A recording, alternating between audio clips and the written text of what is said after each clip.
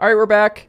Taping this on a Thursday afternoon here on the Chase Thomas podcast, where I am joined, Stats by Will, Mr. Will Warren. He's freshly tanned, so for the folks checking us out on YouTube, youtube.com/Chase Thomas podcast, guess what? You're going to see a tan Will who has an ability that I don't have. He has he has a lot of abilities that I don't have, and two of the big ones. The tan, I can't tan, for the folks counting at home. As a fair-skinned man, that is just not something I can do. I'm slathering up the SPF 50 when I'm running around Knoxville this summer. And for Will, doesn't have to do it. It's just a natural tan. And then number two, it's just the hair. I can't do that anymore. I used to be able to do that, but at 31, it's over. That part of my life is over too. My uncle always hits me with this hairstyle, which I think one of the great things about working from home is you can sort of get away with this. He always asks me if I've put my finger in an electric socket lately, or if I've been shocked. My dad always used to ask if I was trying to look like a bird, so I don't know if that's much better. But yeah, the haters are out in full force. No, I'm kidding. That's on the tan note. The secret is to just simply greatly respect the UV index. When you see that 10 pop up on your weather app, don't stay out in the sun for longer than like 20 minutes. It's you're out there for 20 minutes, even with sunscreen on, 20 plus minutes. For people like you and I, it's a bad time. UV index. So are you checking that out in Knoxville before you run and stuff? Not in the mornings. When it's like 7 a.m. or whatever, no need to check. But when I was in Florida last week, and there were days there when the UV index was like touching 13 or something, and I'm like, that's not supposed to happen. All right, I'll bite. What's UV index? Supposedly 0 to 10, obviously 10 being the worst. Okay. It's just like a measurement of how bad the ultraviolet rays from the sun are. And I had read that's the best way to determine how much you want to be out versus not want to be out in the sun without, sunscreen protection. There you go. And when you're swimming and whatnot, the sunscreen washes off a lot quicker, so therefore not trying to stay out too often. Guess who didn't get burned? I didn't get burned. But you still got a tan. You were able to do it without burning. It's a tough needle to thread there. As somebody who got burned twice already this year, one of which I was just very ill prepared for. You learn your lessons every year, and I learned mine a little earlier than usual. So How bad? Were we talking about peeling? Were we talking about some bumps? How bad was this burn? Just like a solid 6, 7 out of 10. So an annoying one. Yeah. But it was, my little brother.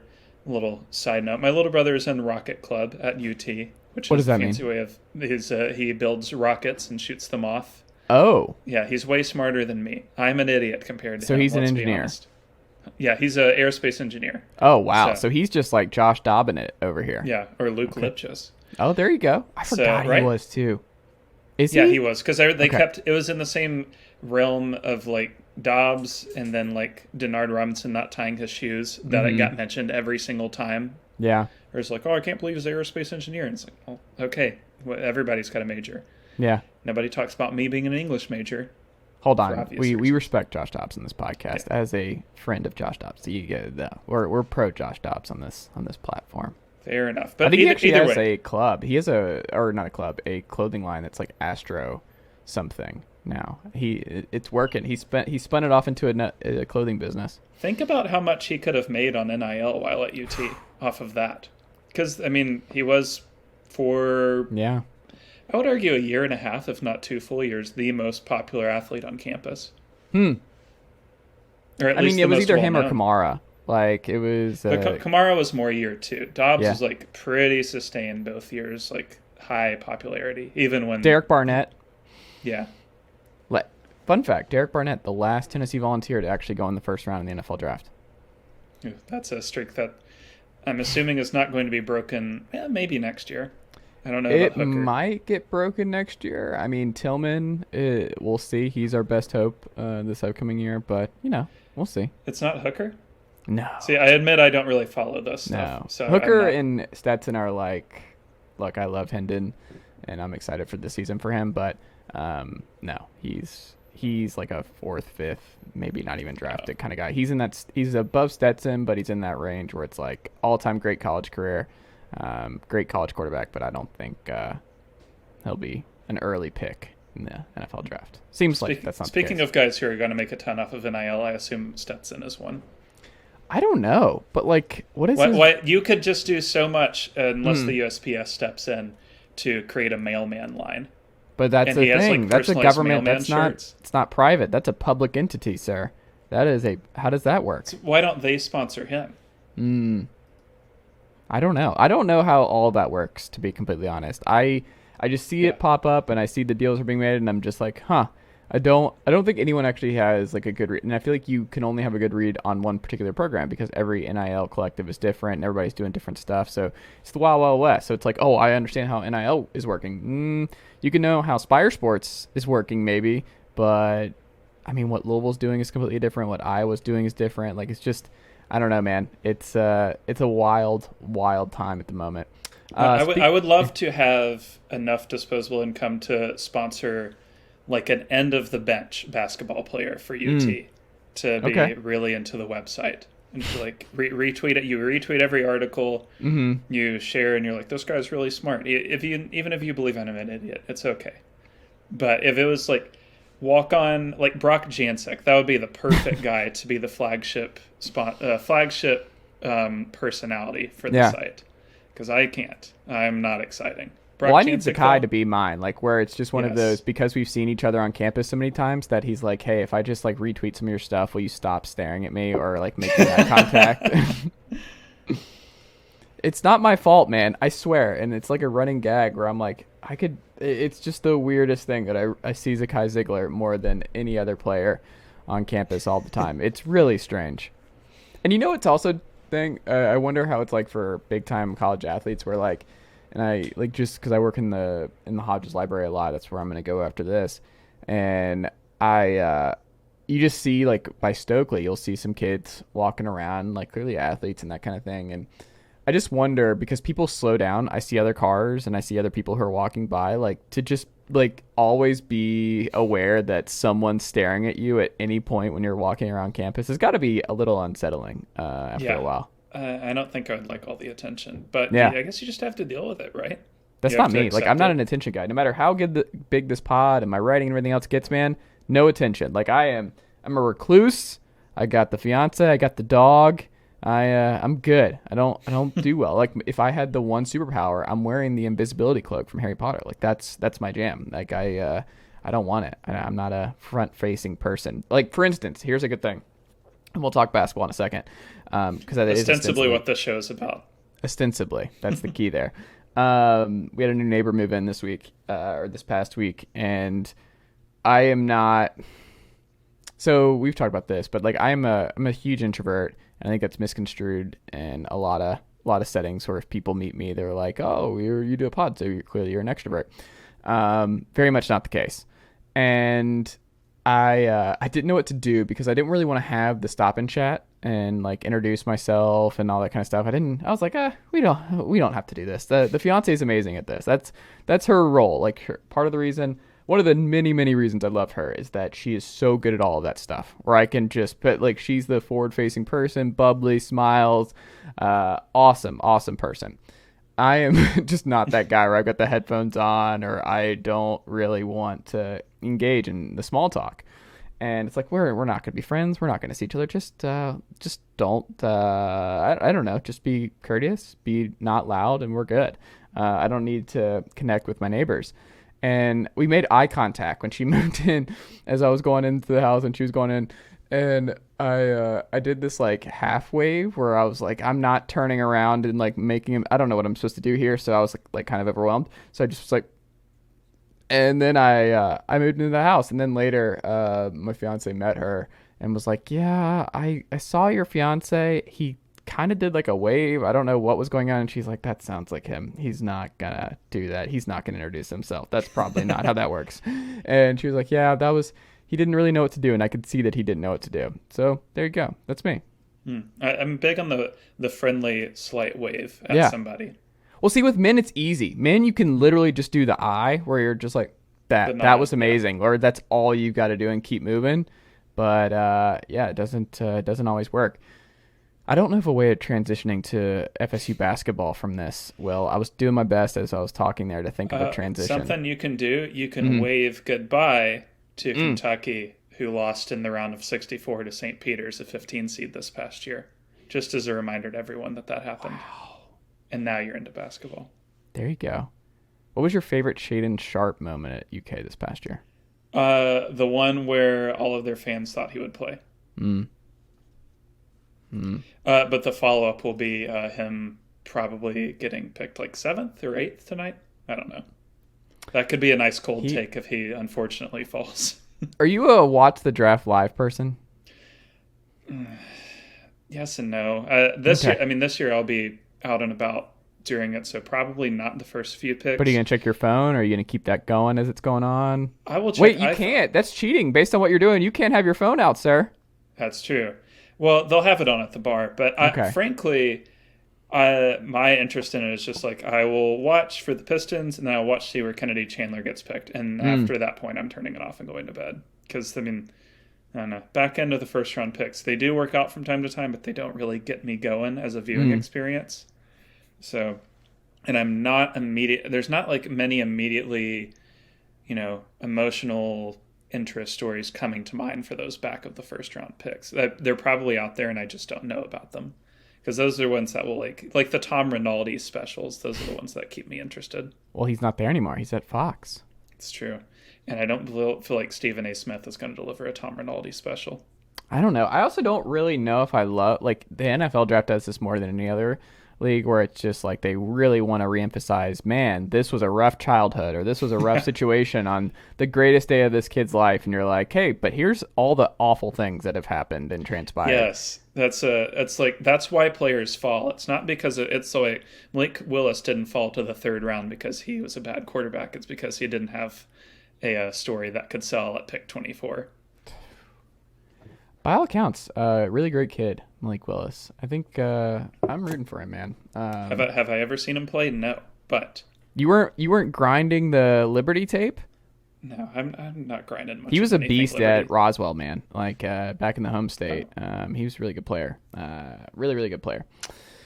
So we'll see. We'll see with your Titans. We'll see. But Florida State, we don't have to wait and see because they got him. The top international prospect, Leonard Hamilton, brings in this kid. Like, we've talked about it, I think, on this podcast, that Leonard Hamilton, like, if you want an NBA player, Florida State has done a really, really good job developing. And Leonard Hamilton, just, even with the mess in the football and baseball program around him, he's like, I'm just going to keep minding my business, keep churning along.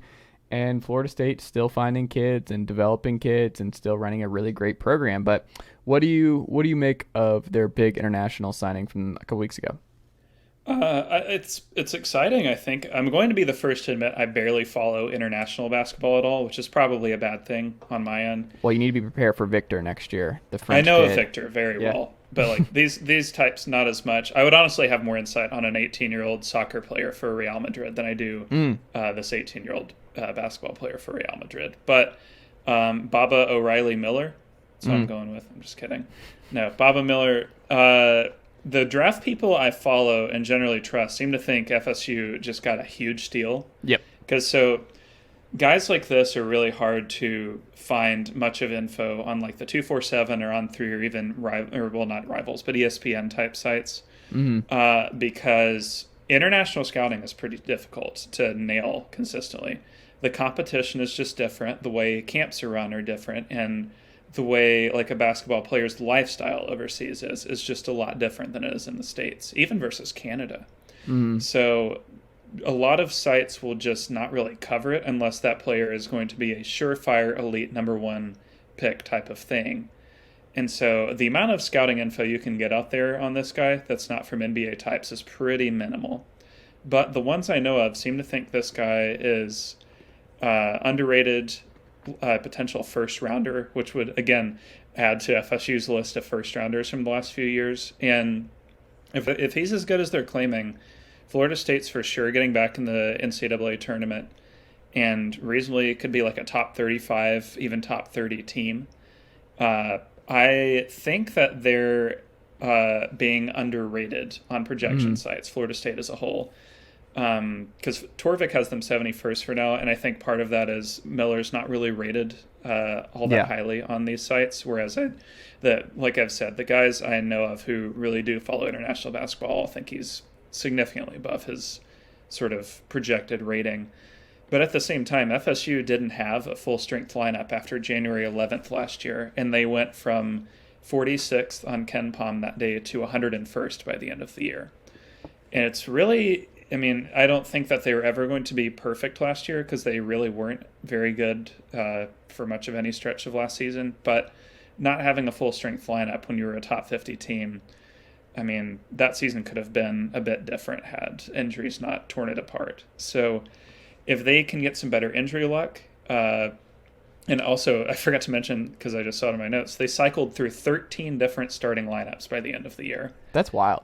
Which is a ton for any team that's playing, 32, 33 games. That's almost one every 2 to 3 games. So I think if they get better injury luck this year, which seems hard to not do, and if Miller's as good as they're projecting, that's a team that could sneak up on some people. And, again, Leonard Hamilton, head coach, FSU has been one of the most consistent programs in the nation over the last decade.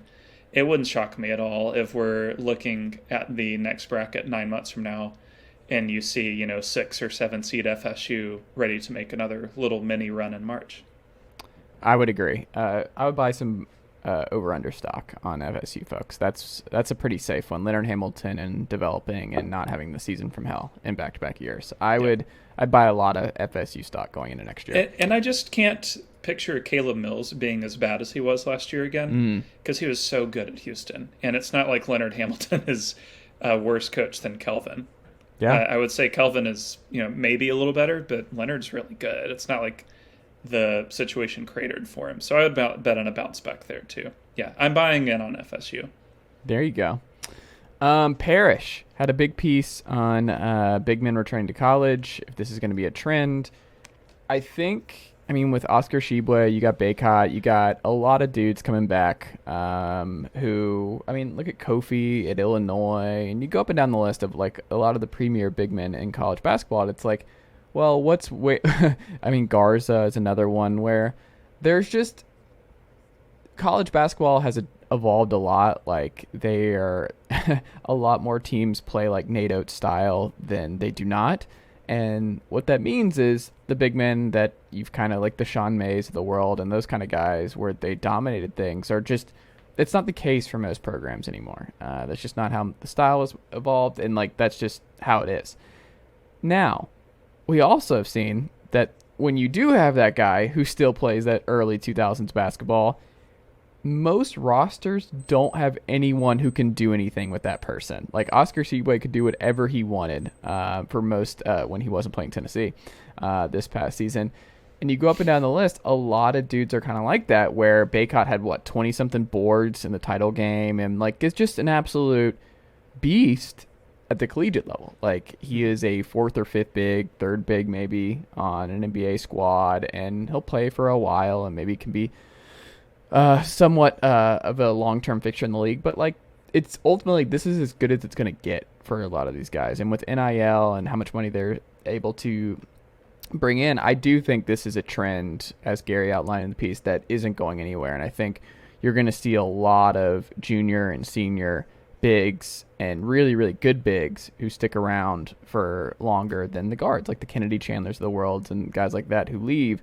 I think even if you're a premier 5-star big, I think you're going to see more of those guys stick around, because I don't think teams lie to these guys. And I think when they meet with draft folks and they get a read on where they'll go in the draft and how they'll be used at the next level, I think teams are honest. And I think they're like, well, I mean, you'll probably be a 3rd or 4th. Like, they're not going to tell him they see him as a franchise cornerstone. Like, they're not going to tell Keller that, like, hey, we're bringing you in or Kessler, excuse me, and we're going to bring you in. You're going to be a premier option on offense. Like, that's not reality for you. So this is it. Like, this is as good as it's going to get for a lot of you, but you'll be a role player.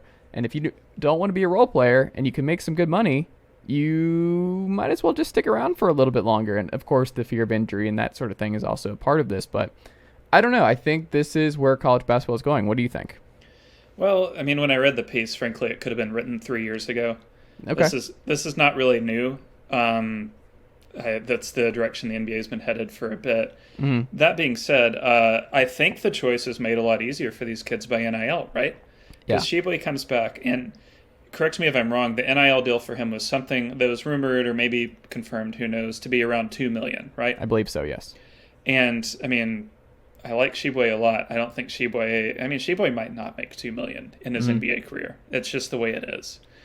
Yeah, honestly, same might happen for Coburn as well. But the whole trend of big men returning in college is more or less like, can you shoot a three or can you defend the pick and roll? Because the four bigs Pete specifically mentioned, Sheboy, Baycott, Jackson Davis, and Zach Edey, combined one made three in their respective college careers.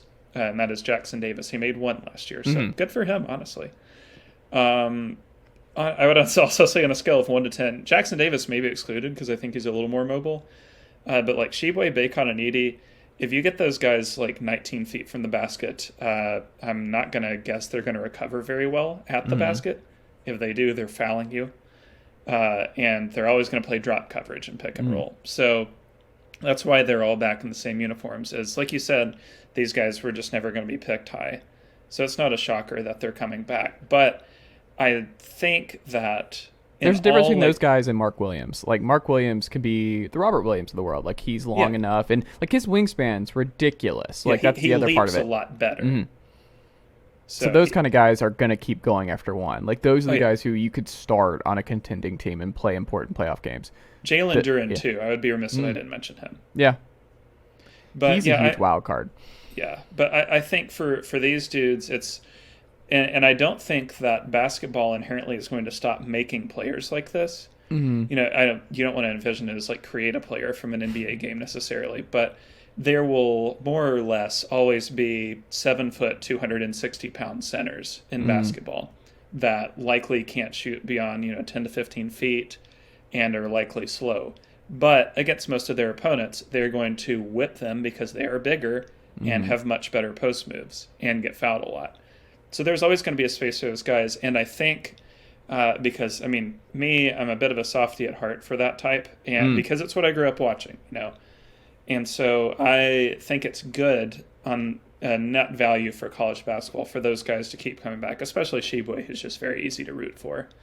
I just like diversity, though, where you're just going to get, like, I don't want everything to be like that. I want some people to play like Alabama. I want some people to play like North Carolina. I want some people to play like Iowa. Like, you want that diversity in college basketball. That's what makes it unique and fun.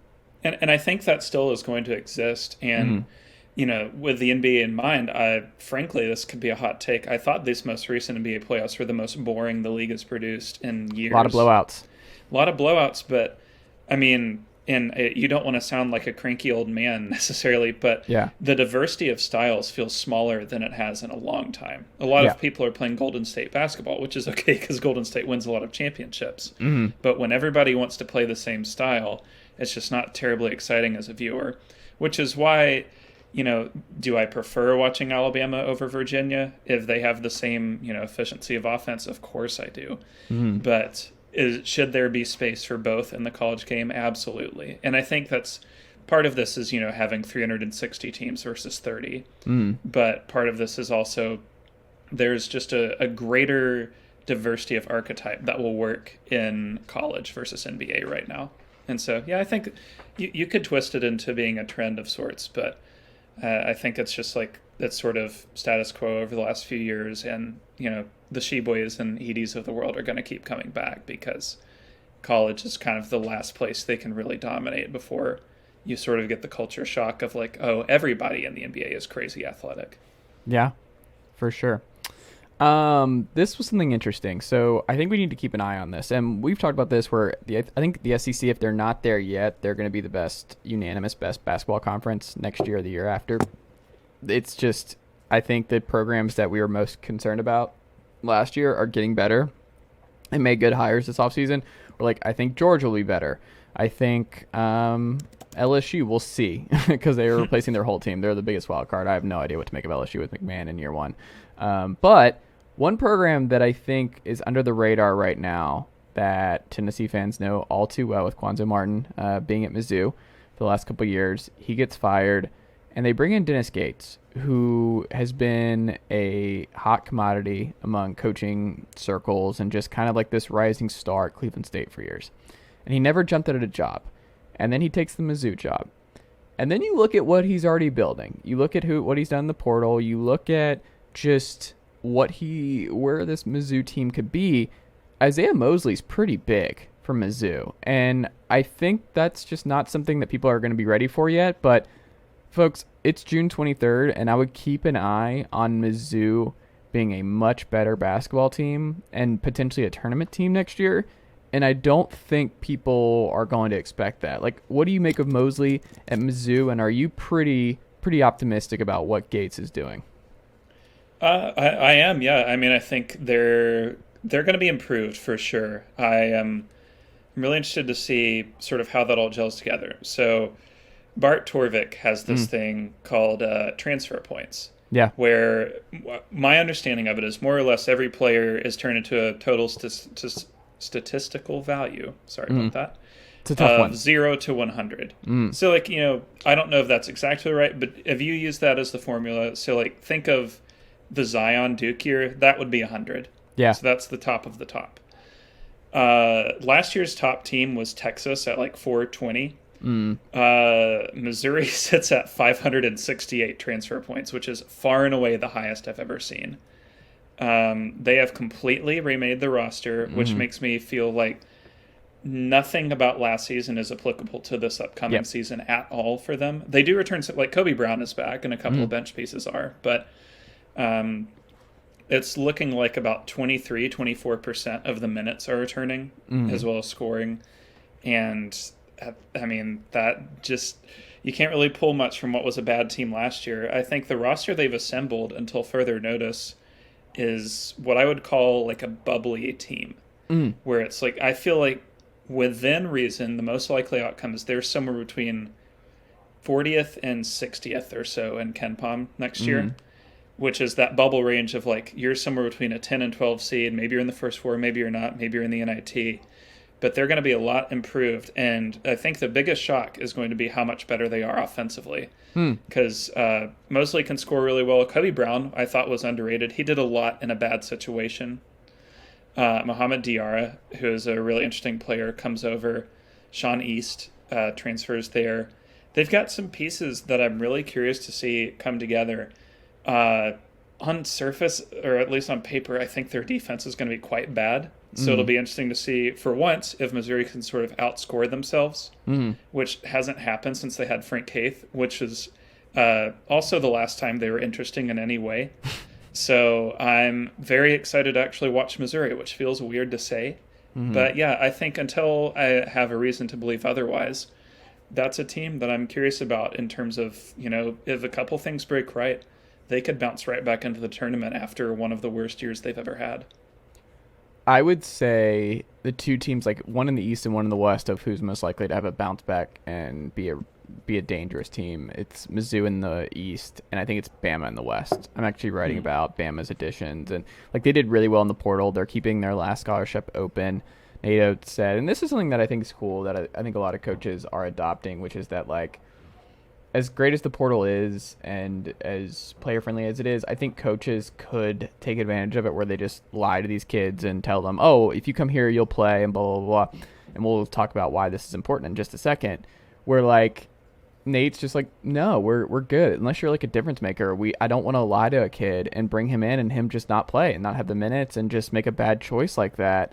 That it's the responsibility of these coaches to be frank and honest about like where you fit in the rotation and how this would work and what are your realistic expectations here. But I do really like the Sears edition. He's somebody I'm writing about this week, and what I saw from him at Ohio and why he's a really good fit for what NATO wants to do. And they're bringing back some important pieces, and they have a couple 5-stars walking in the building. So they have a really good mixture of 5-star talent coming in, with some good transfers, and then enough guys bringing back where I'm like, I would not be surprised if NATO's group is one of the 20 best teams in the country next year. It would not surprise me the least bit, just like them being in the top 10 in three-point attempts every single year he's been at Alabama, which is pretty wild. But their three-point percentage I was looking at, it was atrocious this past year. One of the worst in basketball.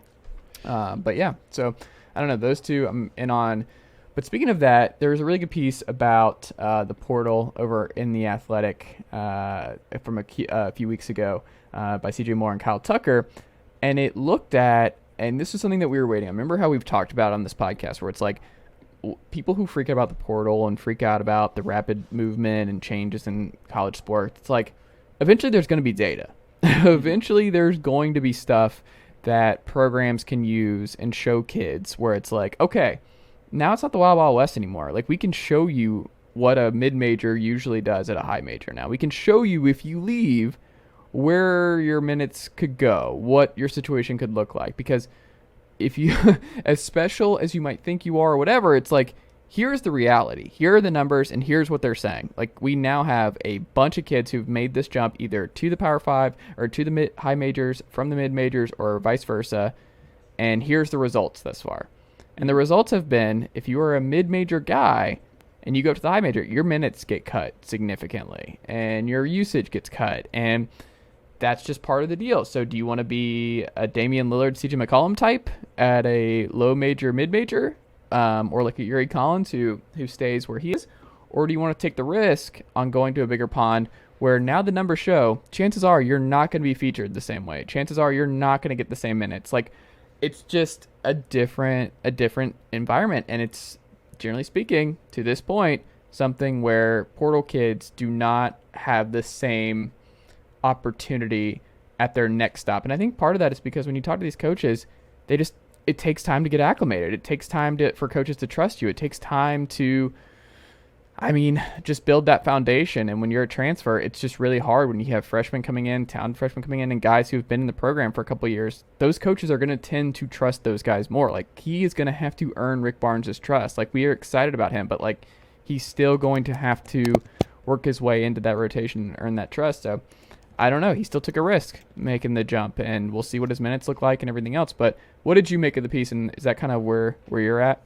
Well, so this was going to be my stat of the day or whatever here we go. later. So, but the key of the piece really centers around splitting these players up by high major and mid-major. High major being what we would call the Big Six, ACC, SEC, Big 12, Big 10, Pac-12, Big East.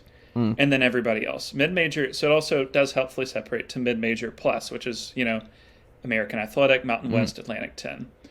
The key to understanding this piece is that for high major kids, so top 6 conferences, more often than not, their minutes per game increased, their offensive efficiency increased, and their points per game increased.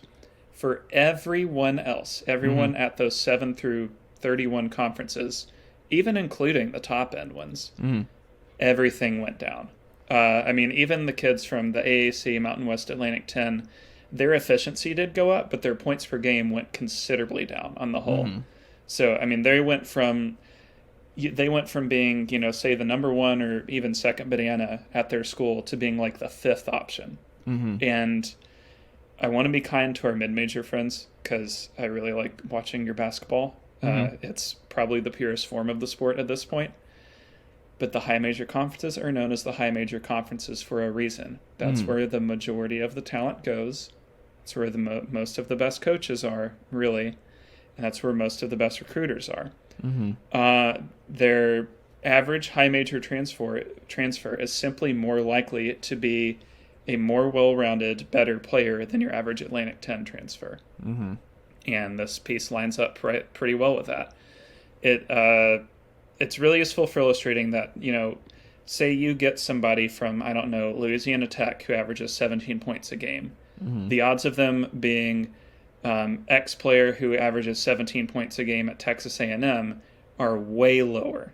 That's like, there's a guy, Eric Fawcett, who does great writing on Florida basketball, actually, who has formulas, that kind of guess within a pretty good range, actually, of how players will translate from like the Summit League to the SEC.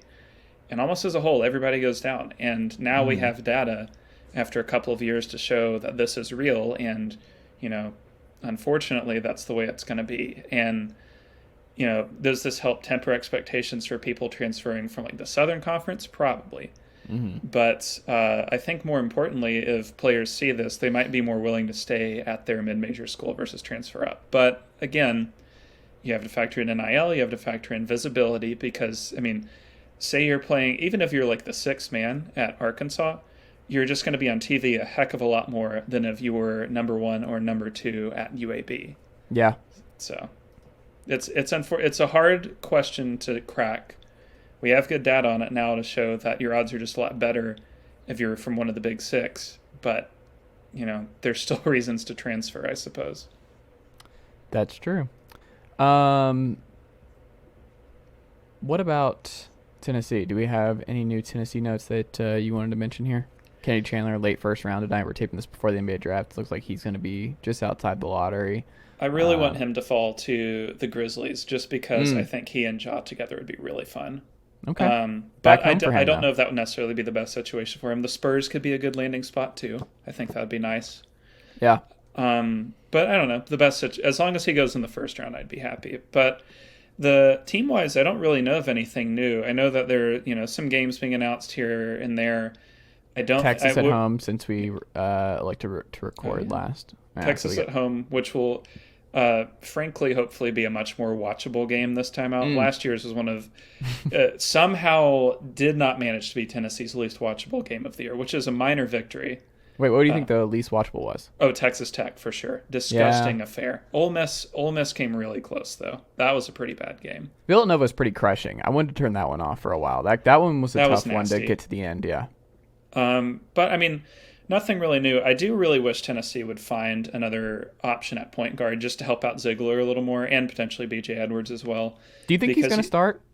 I kind of wish Ziegler wouldn't because I feel like he's best as a sixth man for now. See, that's what I'm saying. We were talking about this on the Go Big Orange Friday with the crew where I was like, I'm still going to bet like Barnes, if I had to guess his starting 5 and like what he does, I'm going to guess he leads with Vescovy, JJJ, Phillips, Kamwa, and Euros.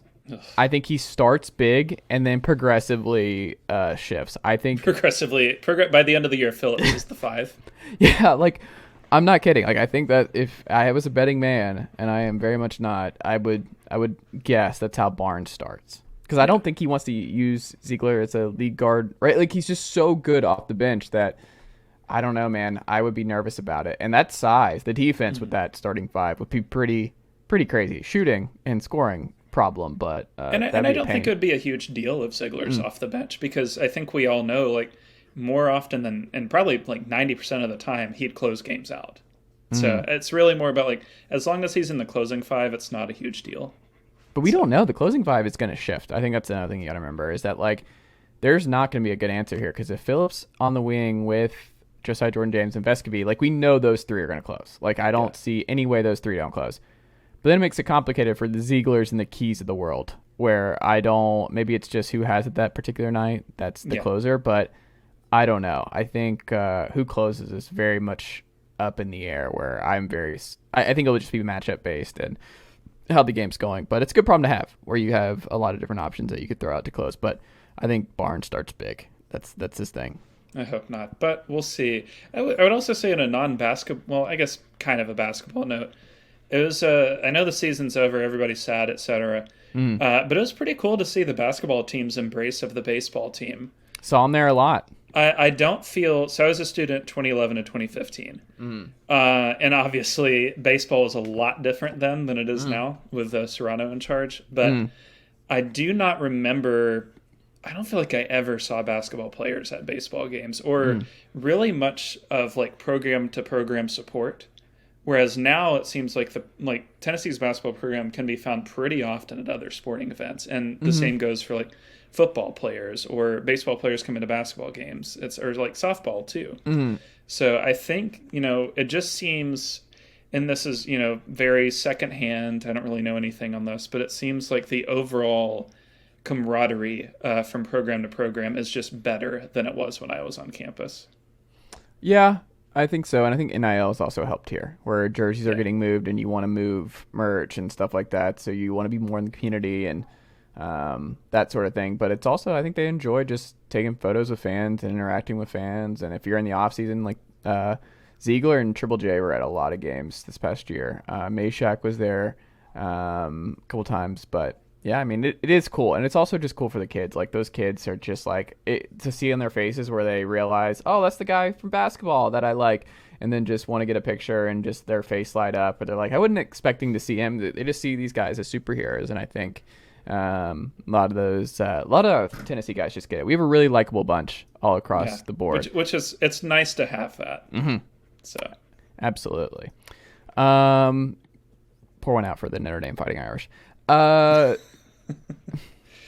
Did they? I honestly have not watched this. Yeah, they're out. They're out. Oh, well, good. Hate to see sorry. it. But it looks like another SEC team's probably going to win. Ole Miss looks like Mississippi is going to go back to back. It looks like. Quick 15-second rant. This is why it's the dumbest tournament in sports, is because Ole Miss sucked. And it's like, what? Weren't they the last team, man? Maybe. I mean, they were also number one in the country at one point. Like, that's the whole thing. For no reason. I mean, they were good. Like, Ole Miss should have been good. Like, this is what they should have been this year. And it just, the season was not going that way. I mean, we swept them in Oxford months ago. But, I don't know. One of the dumber things, so it's hard. And this is why I never engage on Twitter.com, because you won't get anywhere. But, like, you and I were process over results. But a lot of the folks, like, you can't be the best team if you didn't make it to the College World Series. Like, well, do we discount months of evidence of not losing an entire series at home the entire season, where those games just don't count, and it's just, you have to be perfect? Like, no, those games count too. Like, especially in the literal highest variant sport. Mm-hmm. So, yeah, like whatever. You could still be like, the best team doesn't win, generally speaking, in College World Series. So yeah, you can be the best team in the country. Tennessee can be the best team this past season and not win a title. That's okay. This is why I don't reply to anybody's replies anymore. Go Vols. Vols against the world. Vols by 90. There you go. And then quickly, some sad news this week with Caleb Swanigan of Purdue, who, an unbelievable story. There was a really great piece in the Indy Star by Greg Doyle about Caleb that I highly encourage everybody to go check out. But it's just heartbreaking, that story, and you read about it and what happened post-career, and just what he had to go through just getting to the league and moving to Indiana and getting in basketball shape and really, really grinding and becoming a just college basketball superstar at Purdue, and just a tragic end where it's just like, I don't know. With his stuff, it's like, it's just not fair. A lot of the stuff was just out of his control, and I don't know. I feel bad for his family, the Purdue community, and everything else, because he was a really fun player to watch in college, and I don't know. That's just a rough loss for Purdue and just the Swanigan family and friends and everything else, because, man, you just don't want to see that. Mid-20s, too young, and way too young. And it's obviously really sad for all sorts of reasons, but, you know, nostalgic-wise, I feel, you know, there could be an argument made for other players, but he sort of brought in the new Purdue big man revolution of the last few years, where he was like, he paved the way for like Travion Williams and Zach Edey, and even like Isaac Haas a little bit. Whereas like, he was sort of the first true dominant big man they had, and redefined kind of what I thought of Purdue basketball. And I don't know, he was a great player to watch, but tossing the basketball part of it aside, you know, you just hope his family is comforted in this time. That it's just brutal, man. 25. I cannot imagine. Yeah. We'll end on this, our Ken Pom top 25 series that we're doing every week on this very program. This team, Illinois, Brad Underwood, process over results, man. Process over results, where they have a good thing cooking. Underwood's one of the better coaches in college basketball, I think. And they're going to look a lot different next year, I think. But based on what you saw this past year, what were your biggest takeaways from Illinois basketball, and where do you think they're going next year? Well, like you said, they're going to look so much different just because Kofi Coburn's not there. Yep. The story for last year's team, I feel like I kept expecting them to flip the switch and get better, like a low-end top 10 team, and it just never came. It just felt, I know they had suffered through a lot of injuries. Like, Coburn was in and out of the lineup. Grandison was in and out. Frazier had a few misses. Melendez was out. And Disaster Factory Andre Curbelo also missed games. So that was a net good for them, I would say. But they just never got it going. I mean, I'm looking right now at their February stretch where, you beat Indiana on the road, which is a great win. Then you lose to Purdue by 16. You beat MSU on the road, an NCAA tournament team, but that's sandwiched between two losses to Rutgers and Ohio State. You make it to the Big Ten Conference Tournament. You play pretty well in your first round game, and then you lose to Indiana and play the part of them getting into the tournament. I believe Illinois is the number 2 overall seed in the tournament. But either way, they just never figured it out. I know Ayo Dosunmu was huge for them, but they brought back more than enough to be better than what they were. Good shooting, great rebounding, but they couldn't force turnovers. And kind of going back to what we talked about earlier with big man, their best player was a gigantic human who generally in the regular season could not really be stopped because he was just bigger than everybody.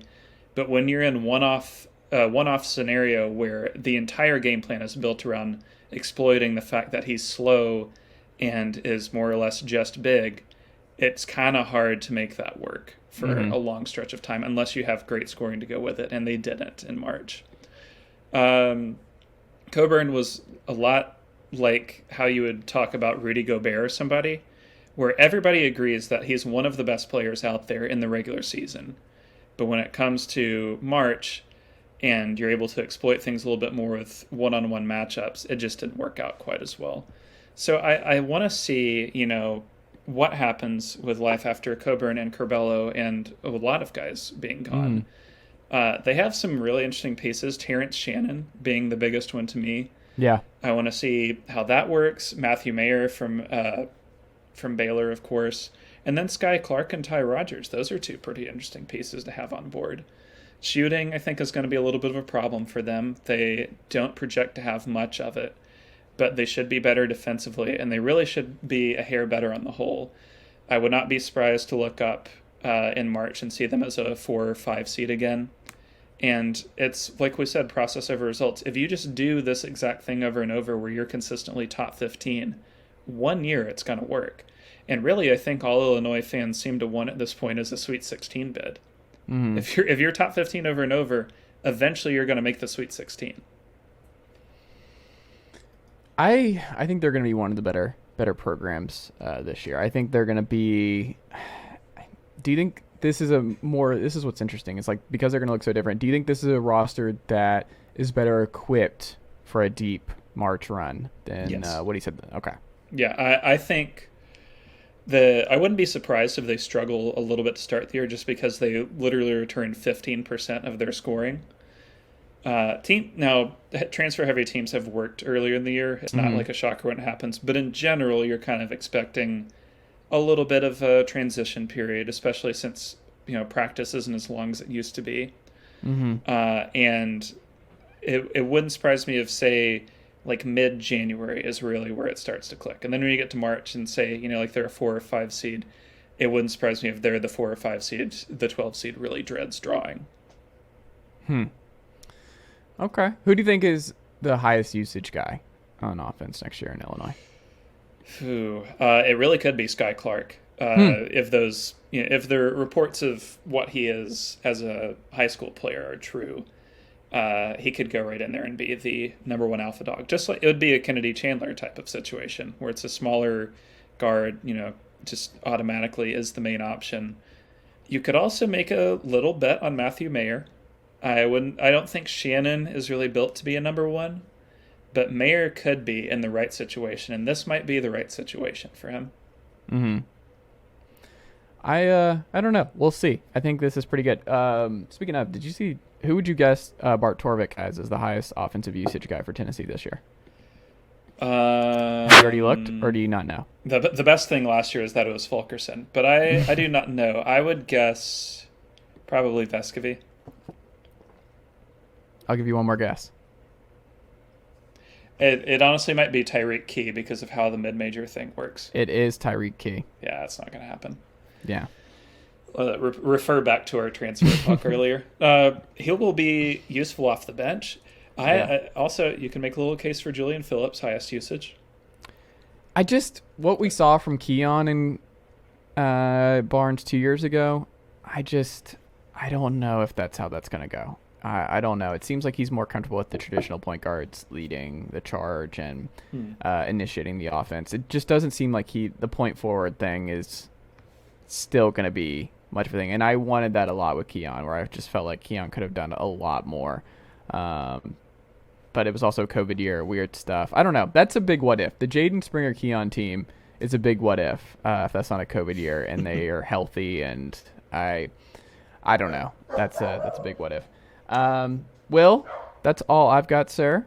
You have anything you would like to plug? StatsByWill.com. Anything new this week? Nothing new this week. I would love to plug the One Knoxville Sporting Club soccer team. Top of the table. This. Love them. Top of the table in the deep Are you South watching Division. these games, or are you just keeping up with what's going on? I've been whenever they have decent road streams, which shockingly for semi-pro soccer is not often. I will watch. I am not going to watch somebody filming from the stands. That's a no-go. Not for any sport would I do that. But so they played Asheville City Soccer Club on Tuesday, and they had a professional stream with commentators and everything. It was nice. Would you do the commentator thing if they asked you to be could you do it? I think I'd be so boring on it. I would do it if they asked, sure, but I would be very boring. I'm also not that much an expert, but no, the games now I are know fun. what it is, because I see that One Knox sticker all the time around Knoxville, and I've never known what it was. I just thought it was one of those brands around Knoxville. You can buy it a boutique or whatever, where it's those people who have just the Knox hat and it's just a logo around it. I never thought anything of it. And then you saw it, you posted about it, and I was like, oh, that's a literal sport team. I did not know. And Knoxville. Well, they just started this year, so I think you're forgiven in that. Okay, that's good. Are they going to play in the Smoky Stadium? Are they going to be part of that development? Shout out to the Smokies who has that. Okay, so they're going to be jointly playing over there. Yeah, and I think they are planning to move up to USL 1 next year, which is paid athletes. So semi-pro is just college kids for a summer break. Mm-hmm. But when you move up, you get to actually select your guys, which is cool, and keep them. It'd be cool if they were the minor league for the Nashville SC team or something. That'd be cool. That would be nice. I don't know if Nashville SC is going to do, because Atlanta United have their own. Yeah, we have ATLU too. Yeah. So I wonder if that'll ever happen, but it'd be cool if they did. Yeah. Just 2 hours apart, so. Speaking of, Atlanta United, MLS have done the best work. That new model where every game is going to be on Apple TV next year, and they're only playing on Wednesday and Saturday for appointment viewing. That's how you do it. That is how college football and everything else wins. That's what they should be leaning into. Is we're going to be the college football for the Premier League, where it's we're a niche, that sort of thing. We're never going to catch the Chelseas, the Liverpools, the Man United of the world. But what you can do is the appointment viewing and be the college football of the sport, and know that, hey, Atlanta United, Nashville, whoever, they're always on these 2 particular days. So you know who's playing and when. Because, there'll just be games you're is Atlanta United playing today? Is that what's happening? There's no rhyme or reason. Having it be all on one channel, where if you just get this app and you can watch whoever you want to watch, but you know that is when they're playing. That Wednesday and Saturday. You know when college football's on, and now you'll know when MLS is on every single week. That is just a home run. Home run for them. MLS is, at least for an American major sport, shockingly well run. Yeah, just be college football. Very few American sports are well run. So you take it when you can get it. I would agree with that. Stats by Will. Go to check statsbywill.com. Follow him on Twitter at statsbywill. Thank you as always, my friend. Good luck in trivia tonight, and I'll talk to you next week. Talk to you soon.